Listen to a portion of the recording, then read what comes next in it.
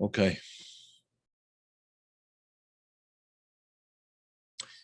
All right, so we're still in the first Mishnah of the first chapter of Sefer Yetzirah. We started Sefer Yetzirah last week, the first Mishnah, and we didn't finish it, but hopefully we'll be able to finish it today. I just would like to point out that there's actually much more to say than I am saying now, but I don't want to drag this thing out for months and possibly even years. So we will, make it more. We'll make it briefer, and when the time comes, you'll be able to buy the book, which is going to come out in Hebrew initially. Maybe someone will translate it. We'll see. But in any event, to give you a taste of Sefer Yetzirah is the thing that I want to do here, and it's not necessary to explain every detail and every nuance, just the general idea, and that's the way we're sort of approaching it. Last week, we spoke about the 32 mystical paths. That's the discussion that we had last week, 32 mystical paths of wisdom. And these 32 mystical paths are called the Lamed Bet Nitivot HaChochma, the 32 paths of wisdom. And we discussed that last week that there are actually two sets of 32 paths. There's the set of 32 paths, which is the 32 paths of creation, which parallels the 32 times that the divine name Elokim is mentioned in the first chapter of Genesis. And then there are the 32 mystical paths of wisdom of the Torah. Now, what we need to do is explain this concept of the 32 mystical paths of wisdom in the Torah to a greater degree. And that's what I'm going to do. That's what I'm going to do now. Okay. The question we have to ask ourselves is, what is the difference between these two sets of 32 paths? Are they equal? Are they weighed equally, etc., etc.? One of the explanations, one of the explanations that's brought in Hasidic texts is they bring the verse in Samuel, Samuel book 1 Samuel 2:3, right, chapter 2, verse 3, which says as follows. There's a verse there that says, Kel deot Hashem, that God is the Lord of all thoughts, the Lord of thinking. God is the Lord of thinking. What does that mean? Well, in English, it doesn't really mean much, but the commentaries, the Kabbalistic commentaries, explain that the word deot, thoughts, indicates two patterns or two types of thought. And that is, in fact, the way they explain it, that there are two types of thinking. One is called, since the word deot is the plural of da'at, so they call it da'at elyon, the higher da'at. Da'at is actually one of the sfirot as well, but they call it the higher da'at and the lower da'at. What's the higher da'at? The higher da'at is the way things are in the Torah. In other words, the higher da'at, the higher understanding, or the higher knowledge, the higher knowledge is the knowledge of why things are and what they are for. That is what the Torah comes to tell us, why things are, what they're there for. That is the knowledge that's brought about, that's highlighted in the Torah, especially in the mystical explanations of the Torah. Whereas the 32 paths of the lower wisdom, or the lower da'at, the lower information, the lower knowledge, are the 32 paths of knowledge of creation, of how creation comes about, of how, in other words, the difference is between why and how. In the Torah, it will tell you why, for what purpose. And in the scientific books, which Kabbalah also has its works that discuss this idea, how the world was actually came into being. So when I say scientific, I don't necessarily mean secular scientific. It could include secular scientific as well as the Havdil. True of the science as it's explained in Kabbalah. In other words, the science of the devolution of the worlds. Kabbalah speaks about the worlds devolving from a higher state to a lower state, not evolving from a lower state to a higher state. Darwin's greatest error in the Kabbalistic view was that things evolved from a lower state to a higher state. He's only really talking about the origin of species and so on and so forth. In other words, the origin of life, which he said evolved from a lower state to a higher state. But Kabbalah looks at it from a much broader perspective. The devolution from a higher state, in other words, a higher plane of reality, to a lower plane of reality. And through that plane of reality, from the higher sphirot, from the sphera of Keter and Chochmah, all the way through to the sphera of Malchut. In other words, that is called devolution, the opposite of evolution, from higher to lower, not from lower to higher. And in fact, that is the way that Kabbalah sees the origin of man as well, even though it's true that man was the last creature created. So you could perhaps argue for a process of more simple to more complex, in other words, of lower creature to higher creature. You could perhaps argue for that, but that's only the way it worked in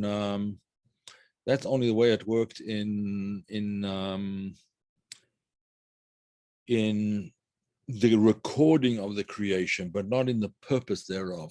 So let's just explain, therefore, that the concept of the higher wisdom or the higher knowledge is how the knowledge of why things are and what purpose they serve, essentially.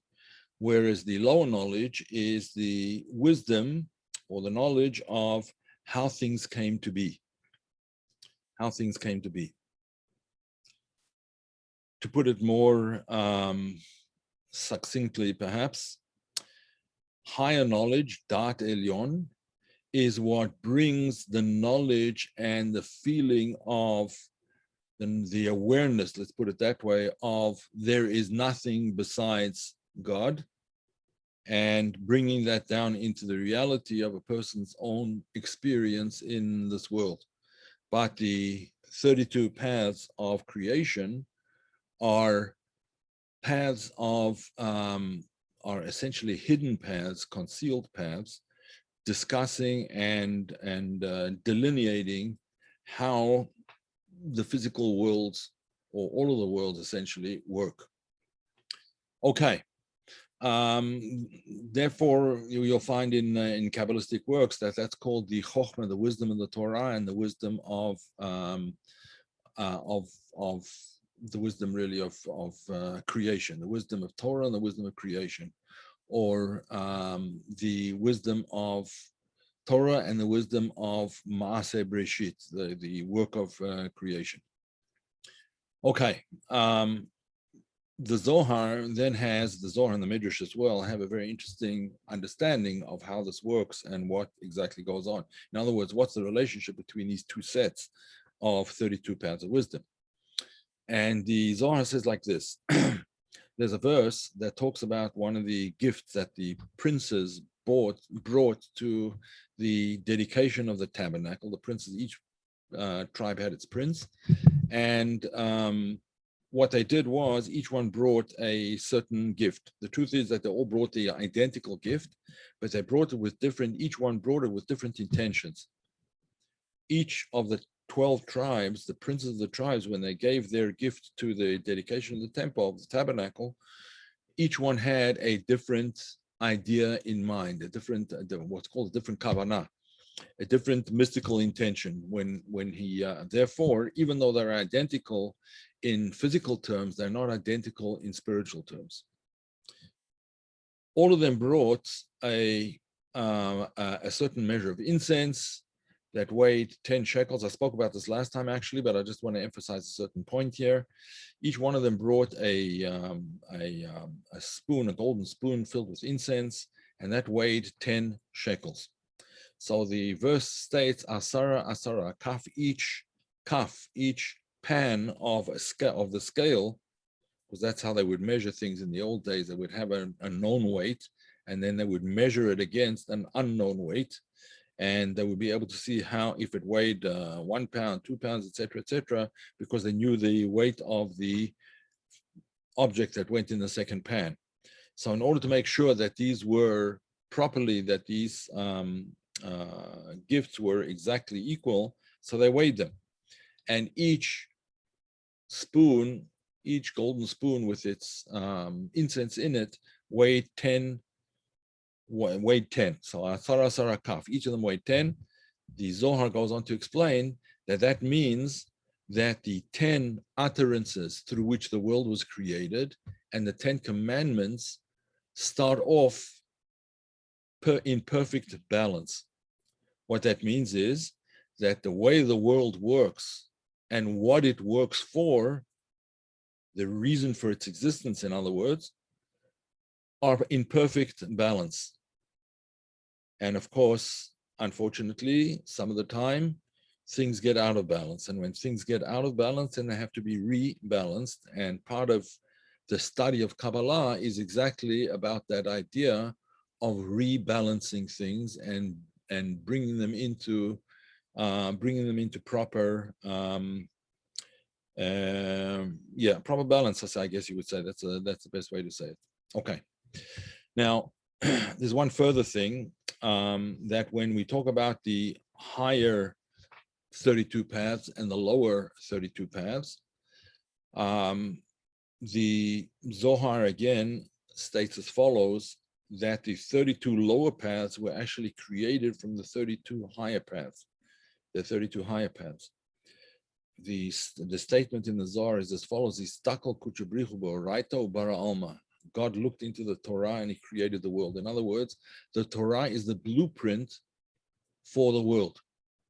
The way the world is structured is according to the blueprint of Torah. What does that mean? That means essentially that the world was created in such a way that it should work. It should work, but not just work ordinarily, just work by chance, but it's designed to work properly.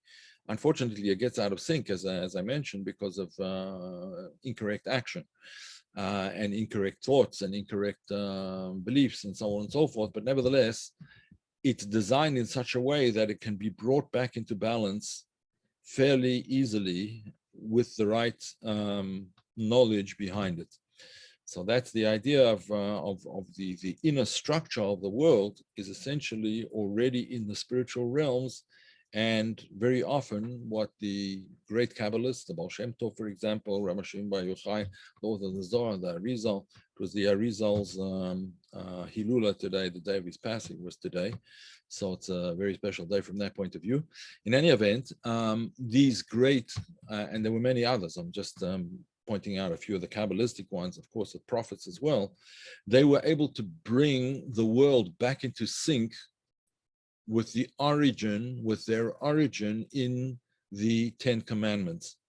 The origin of the 10 utterances through which the world was created is in the 10 commandments. And those 10 commandments, the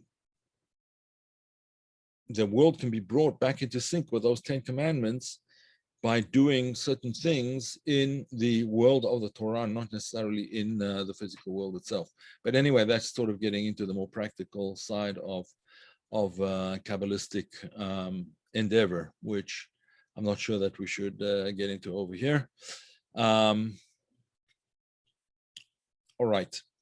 I also mentioned last time that if you remember correctly, there are two expressions that are used. One expression is the expression engraved, and the other expression is created, right? Created. So the difference between these two is, again, the difference between the Torah and the world, the creation of the world. When we're talking about the Torah, that's engraved. Why? Because these are things that cannot be changed. once something is engraved, it's very difficult without destroying the thing that it's engraved in, because it's engraved through and through. It's impossible to change without destroying the surrounding framework for the engraving. So when the 32 paths, the mystical paths of wisdom, were engraved, those are not changeable. Those are the 32 paths of the Torah. Whereas in the world, the word engraved is not used, the word created is used, and therefore created can be recreated, it can be adjusted. Creation is not only can it be adjusted, but it's actually supposed to be adjusted. Part of our functioning in this world, what we're supposed to do, one of the functions that we're supposed to fulfill in this world is what it says at the end of the process of creation, where the last words, which is say on Friday night in Kiddush, for those who remember, Asher bara Elokim la'asot, which God created to do. So the Targum, the Aramaic translation of the Torah, doesn't translate it as to do, it translates it as to rectify, lataken, tikkun, the whole concept of tikkun. So the created universe is the workplace of tikkun. It was created in order to be rectified. In other words, it was created in such a way that although the underlying inner dimensional aspect of it is pure, it's true, it's purposeful, but nevertheless it has to be aligned with its original source. It has to be aligned in such a way that the creation reflects the creator, which is what we're going to speak about next. So he created his universe with 3 books. This is what we're going to talk about now. He created his universe with 3 books, 3 sefarim. That's what the expression is in Hebrew, the sefarim. Now, what are these 3 books? There are various ways of explaining what these 3 books are. And the way I'm going to explain it is, first, I'm going to give the simple, straightforward explanation. In other words, the way that the classical commentators understood it. And then I will be explaining it according to the way that it's understood in Hasidic by the Hasidic masters, which is somewhat different, and you'll see in what way it's different.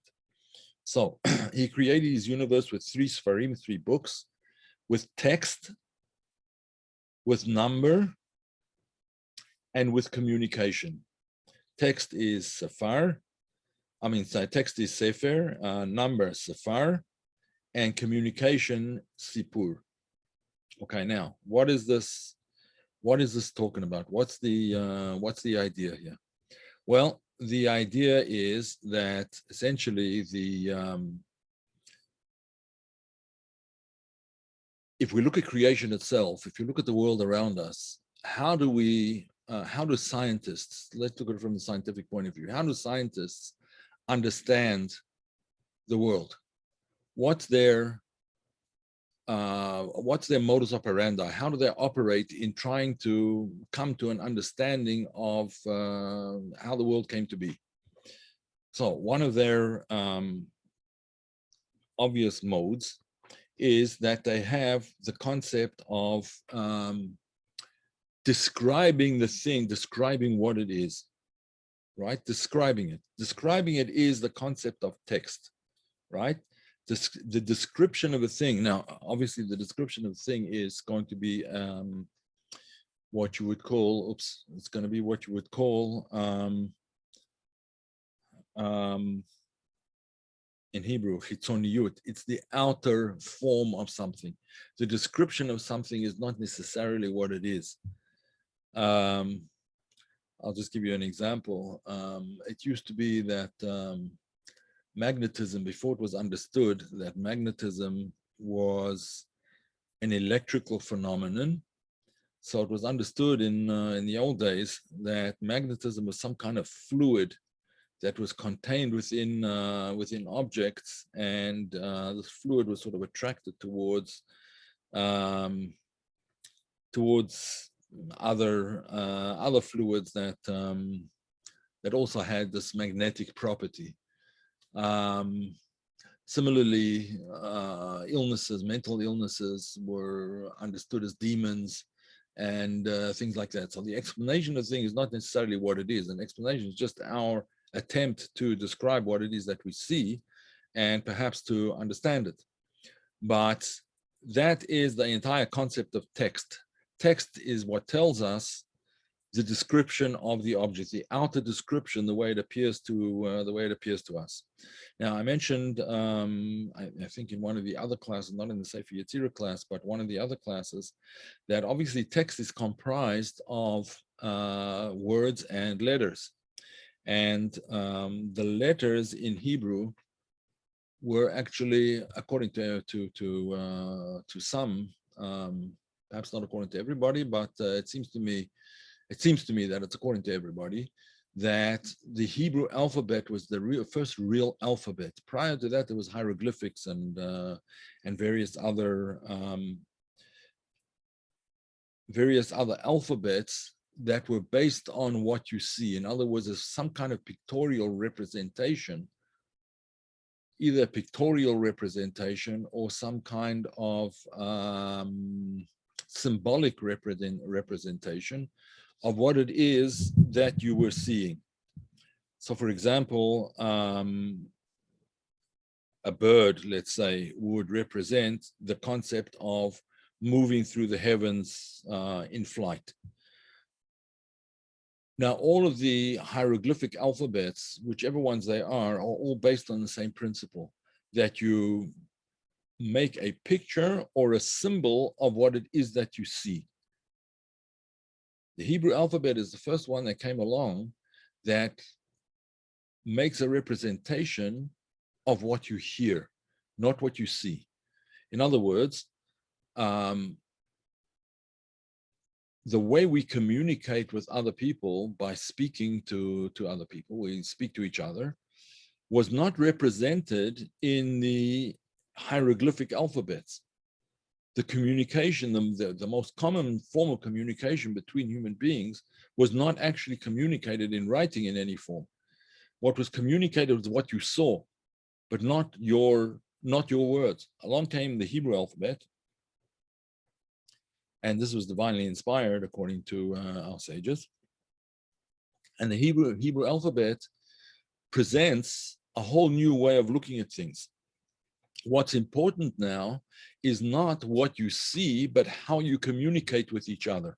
Yes, of course, it's important what you see. I'm not saying that. I'm not trying to deny the importance of things that we see, but the primary idea is how we communicate what we see. And the communication initially was an attempt to represent what it was that you saw to another person. Now, with the Hebrew alphabet and that way of looking at things, what they tried to represent was how people communicate with one another. In other words, the words that come out of my mouth are what I'm trying to present to you, and for that, an alphabet is needed, and the alphabet is far more versatile, and one can manipulate it in a much easier fashion, and therefore communicate in a much easier fashion in writing, which was not really possible before unless you were a very learned person. In order to be able to communicate visually, the visual information that you wanted to transmit to somebody else in hieroglyphics, you had to be very, very learned. In fact, in some of the hieroglyphic type languages, there were well over 200, and in some cases, many hundreds of characters, of pictograms that a person had to learn. So you had to be a very learned person in order to be able to communicate in that way.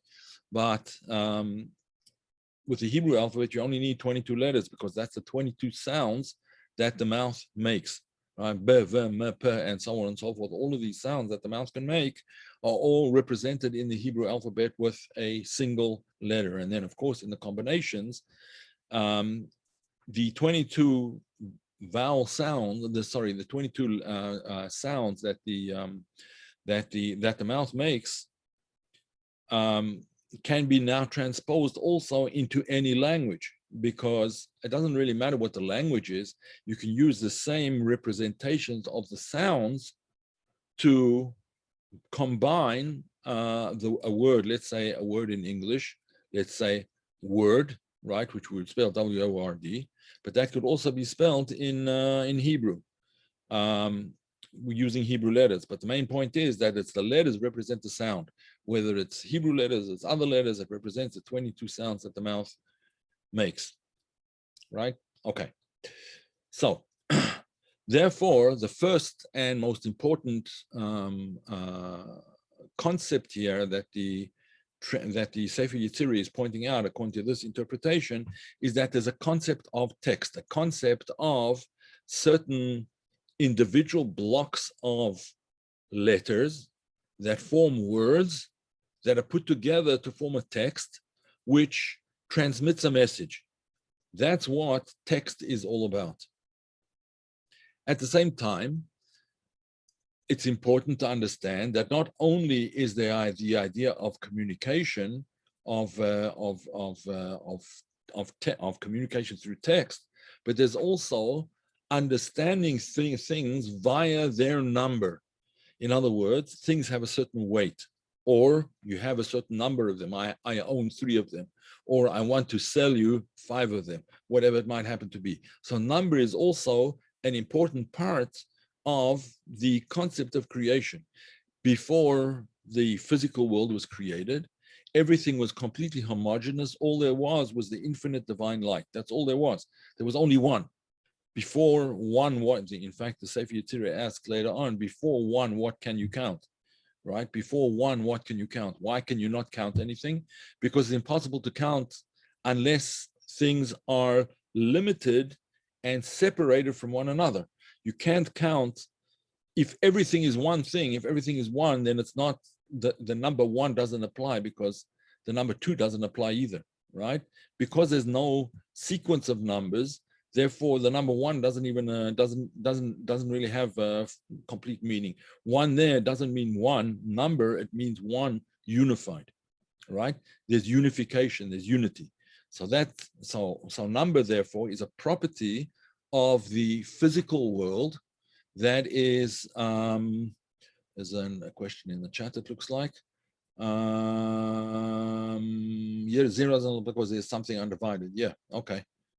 Or 0 also doesn't apply, that's correct. Right, because 0 is part of the number series, or whatever you want to say it. Yeah, that's true.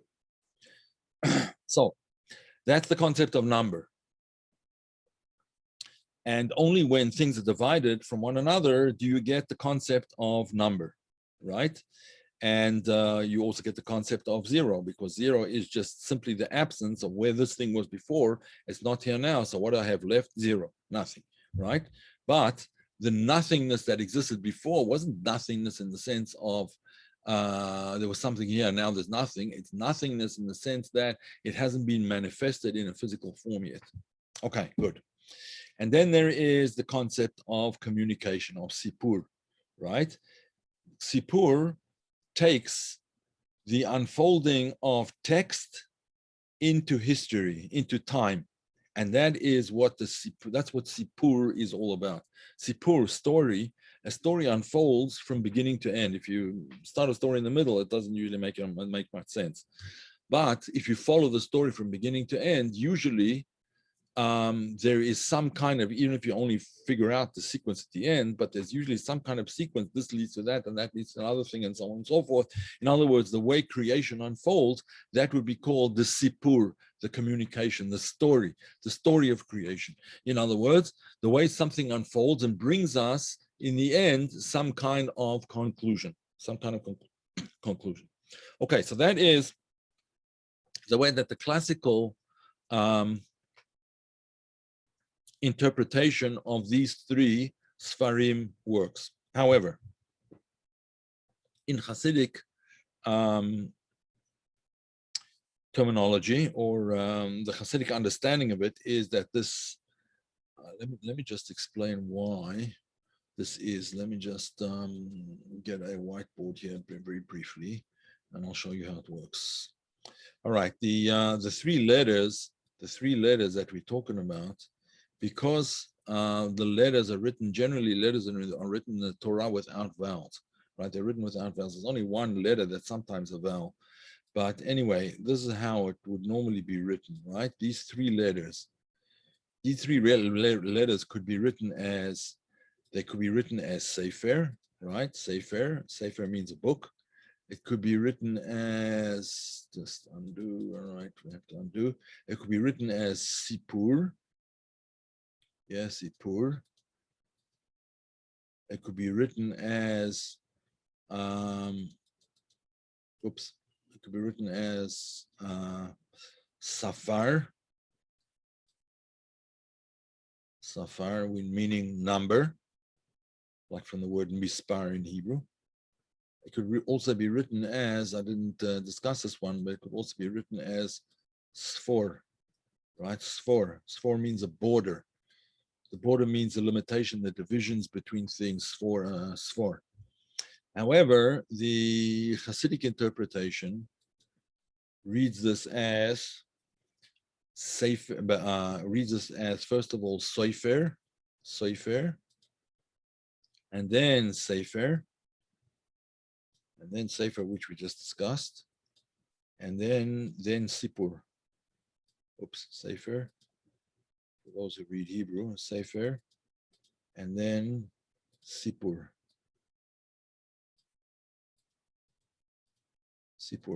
Right? Sipur, story. Sefer is the writer, the author. The author, the book, and the story. Now, what's the difference between this and what we said before? Well, there's a very important difference here, and that's as follows.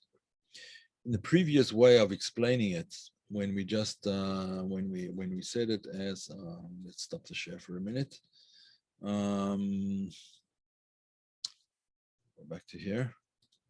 When we said it here as these three things here, these three as Sefer, Safar, and Safar and Sipur, book number and story. When we said it like that, what's kind of missing is the author of the book. It's all very well to know that there's a book and there's an unfolding of a story, and that can be quantified with number and so on and so forth. But the main ingredient is missing. What's the main ingredient? The main ingredient, if you call it an ingredient, is the author. Now, the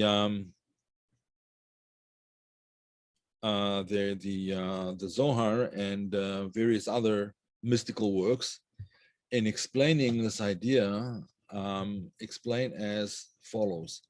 They say, for example, the first of the 10 commandments, the first word of the 10 commandments is the word Anochi, right? I, or I myself, Anochi, right? Anochi. This is what God says. I, Anochi Hashem Elokecha, I am the Lord your God who took you out of the land of Egypt, and so on and so forth, right? Anochi, the word Anochi. Now, the sages of Zohar and various others explain that the word Anochi is what is called a notarikon, right? A notarikon. Notarikon means that each letter stands for another word. So it stands for this. The Aleph stands for Ana, I, or I myself. Nafshi, myself, I, myself. Ksavis, Tavit, in writing. Yahavit gave. I gave myself in writing. So when God gave the Jewish people the Torah, he's explaining that it's not only I that gave it, but I gave you me, right? It's not I just gave you the Torah, this book. I gave you the author. I gave you myself because I'm embedded therein, so to speak. God is embedded in the Torah. This is His wisdom, His will, and His wisdom, and so on and so forth. And therefore, when we get the book of the Torah, it's not just that you're getting a book, an instruction manual. It's not just that you're getting a blueprint. You're getting the author with the book, and that is the most important part of the difference between the various understandings of this word of how we should read these three letters of Sefer, Sefer, and Sipur.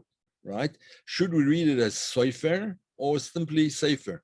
If we read it as Sefer, the author, that's a whole different ballgame, because now the connection that we have is a much greater one.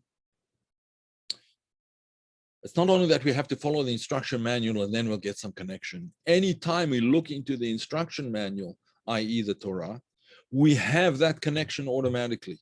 That connection is there when a person is thinking into some concept that there is, some concept, some idea, some law that there is in the Torah, he's communicating directly with God. That's the way it's understood. And therefore, the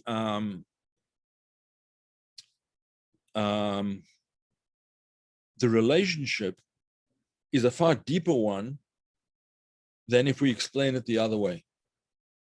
Now, let me just, this is something I've explained before, I've mentioned a number of times, but it's worth mentioning again. There's a great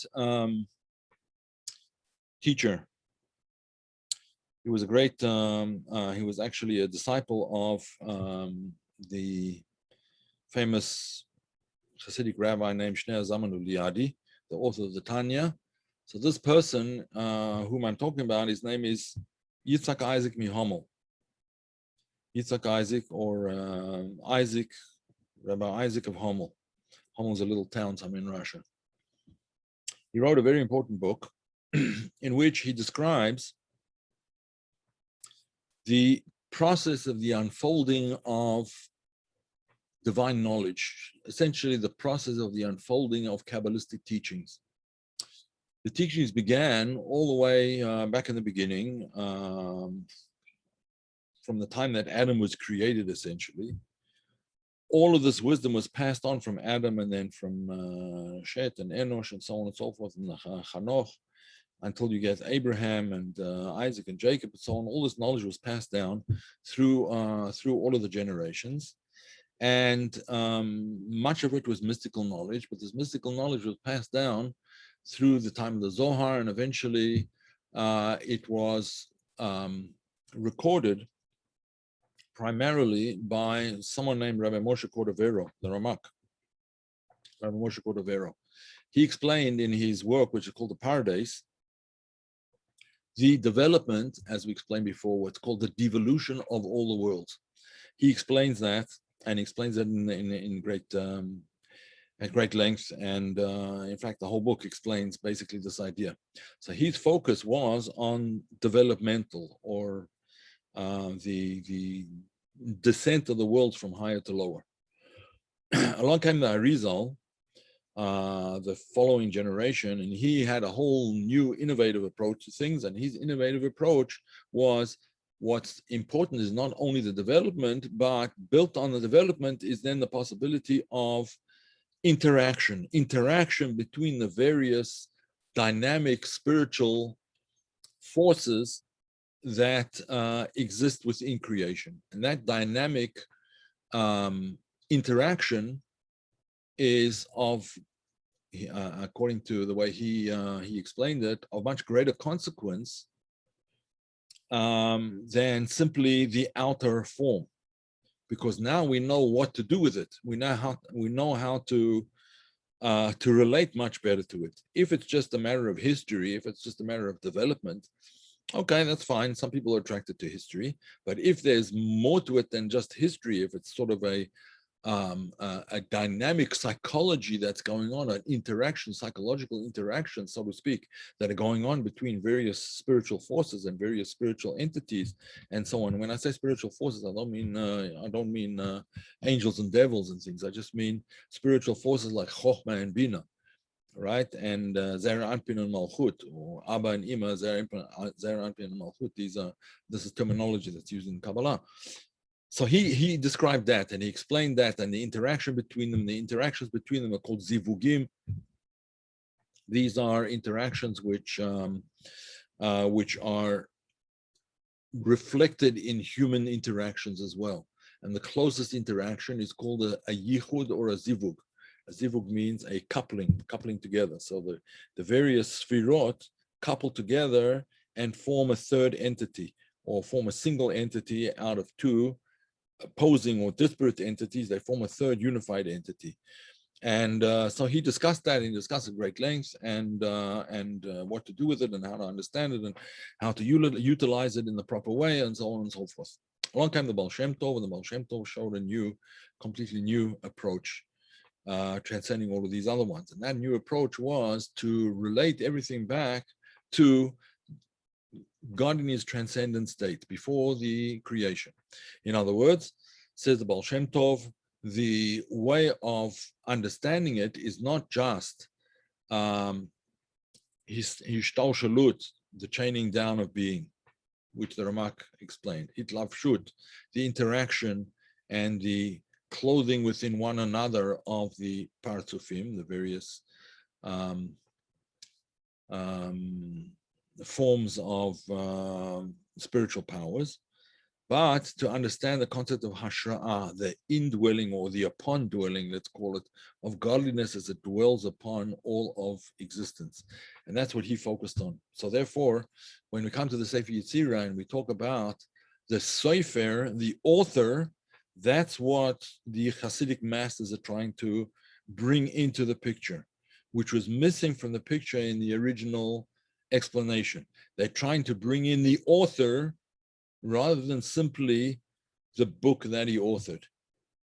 The relationship, the direct relationship to the author as part of the dynamic of creation, part of the dynamic of existence and living in this world, has to be a relationship with the author, so to speak. The author, in other words, with the divine, with God. Okay, I think we'll leave it at that now, unless there are questions.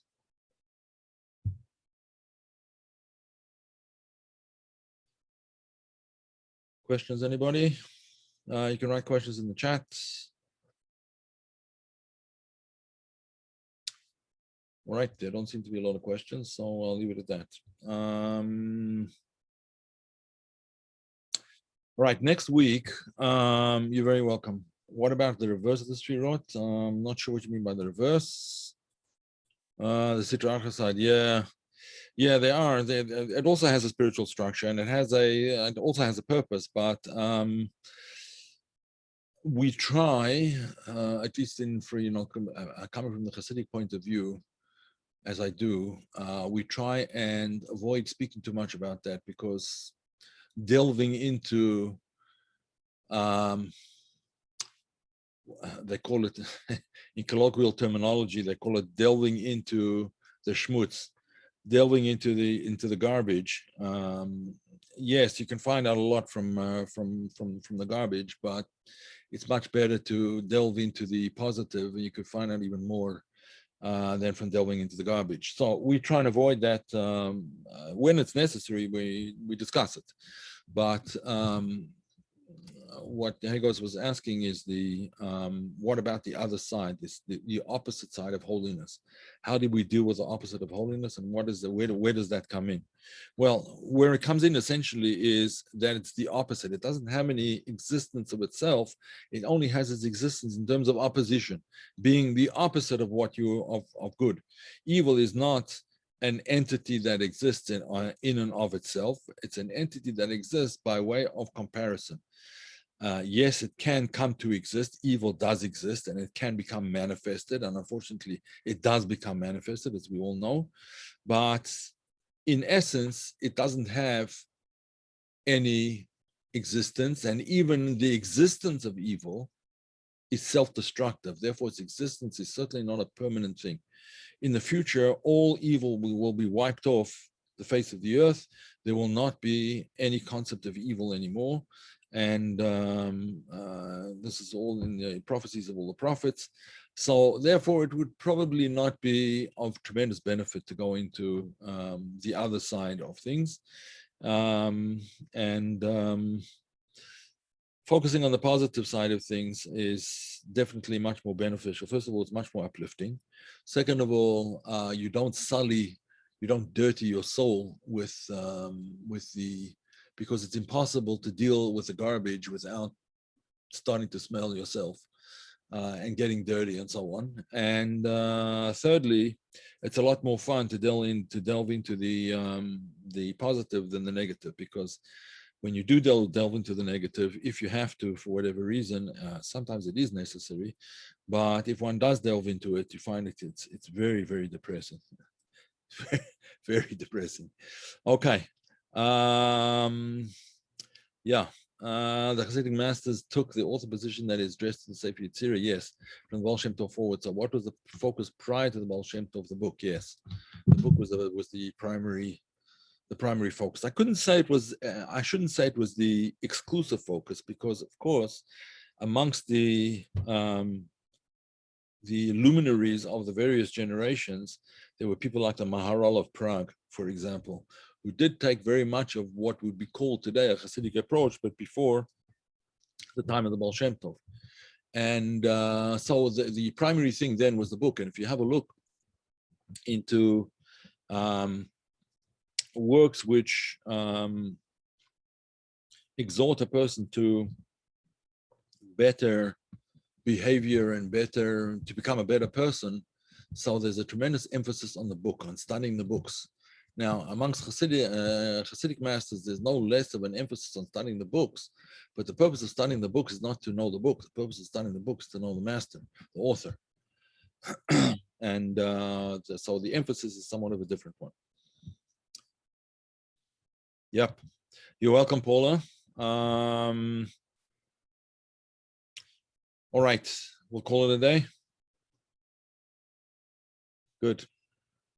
All right. See you next time. By the way, if anyone is interested, I posted an introductory lecture to a book which is called Otzrot Chaim.